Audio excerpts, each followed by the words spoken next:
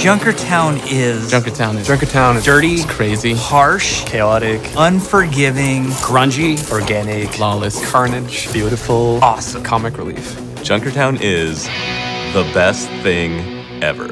3 words.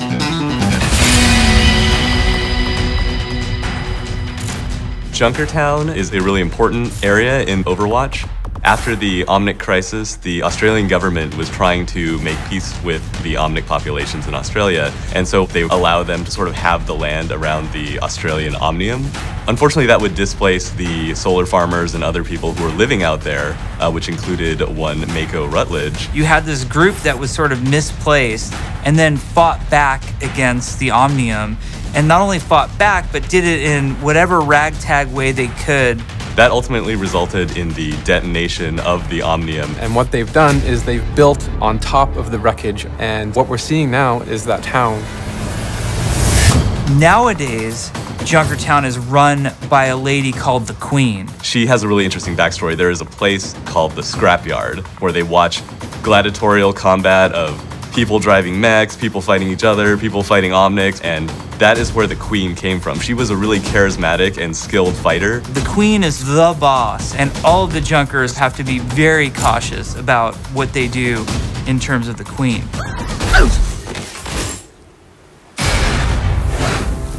Why did Junkrat and Roadhog go on that worldwide heist spree? There's 2 things that solve every problem: money and explosives. They wanted to try and buy their way into the Queen's good graces.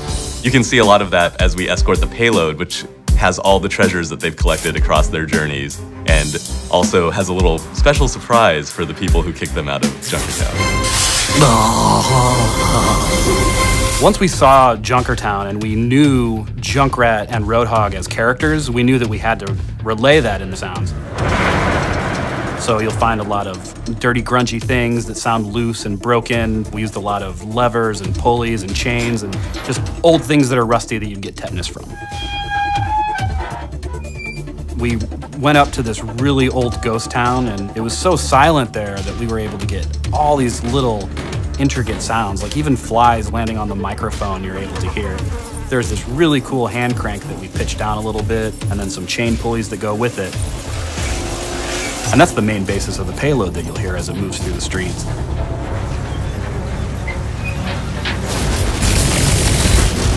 So in Junkertown, it's obviously an escort map, and there are some interesting new wrinkles to the formula that we throw on this map.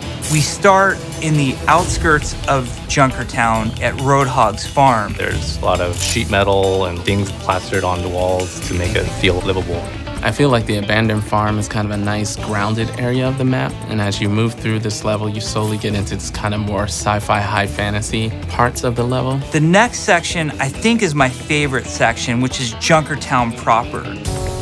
You get to see what life is like in Junkertown. They've got their shops, and they've got their tattoos, and they've got their car mechanic shops. You've got your wacky bar that's actually in a sewer pipe, which just makes you ask a lot of questions. And then finally we get to the Scrapyard, where the great battles happen.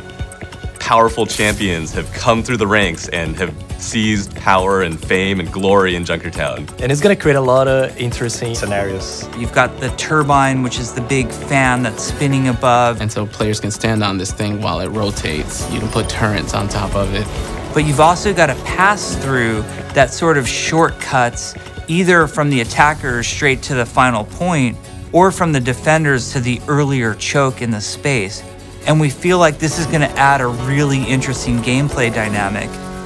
We didn't want Junkertown to just be this hopeless, desolate, impossible place to survive. So we really tried to fulfill that post-apocalyptic fantasy, but also have a certain element to it where you're like, oh, you know what? I would actually eat at that restaurant. We get so much opportunity to focus the story on Overwatch and Talon, but we don't get a lot of opportunity to explore some of these other groups. And I hope that Junkertown is the tip of the iceberg for what's more to come for Junkrat, Roadhog, the Queen, and the Junkers as a whole. Da da da da da da da. Oh.